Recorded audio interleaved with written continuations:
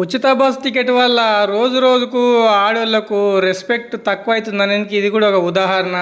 ఇంక అట్లాగే పొద్దొస్తానే డ్యూటీ చేసి పైసలు పెట్టి టికెట్ కొని మరి నిలబడి పోవాలంటే చాలా కష్టమవుతుందని పబ్లిక్ గోస వేసుకుంటున్నారు.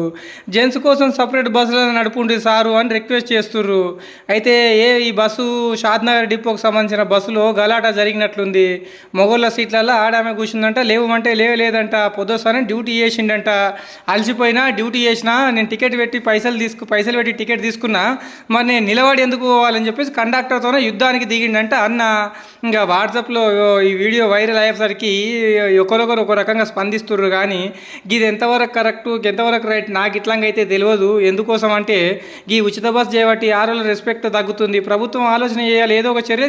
ఇంతకీ బస్సులో జరిగిన గోలాటల స్టార్టింగ్ నుంచి ఎండింగ్ వరకు మనకు ఆ వీడియో పర్సనల్గా వచ్చింది. మరి ఏం రచ్చ అయింది, ఏం కథ అయింది మీరు మొత్తం వినుండి మీరే కామెంటింగ్ చేయండి. ఏది కరెక్ట్, ఏది రైట్, ఉచిత బస్సు ఉంటే బాగానా పీకేస్తే బాగానా కామెంటింగ్ చేయండి.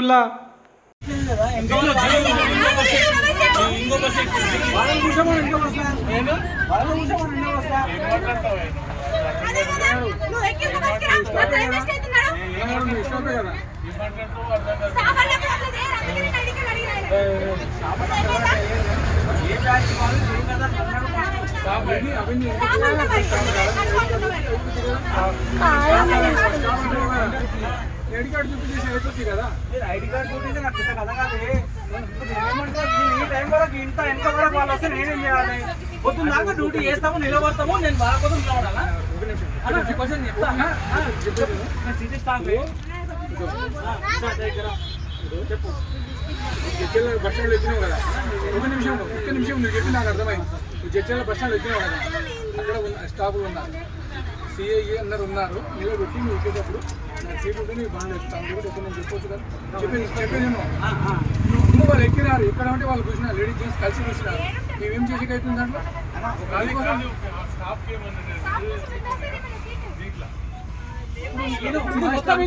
వాళ్ళు చెప్పే మొత్తం ముచ్చడి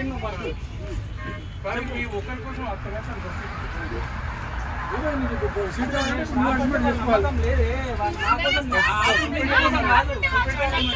ఎవరు నమ్మకం లేదు.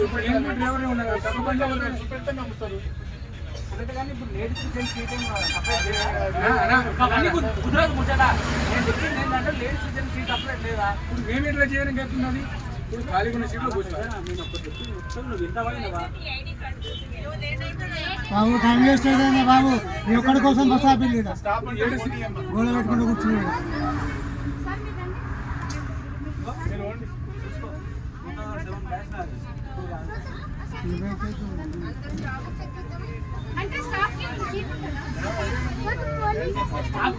స్పెషల్ కాదమ్మా.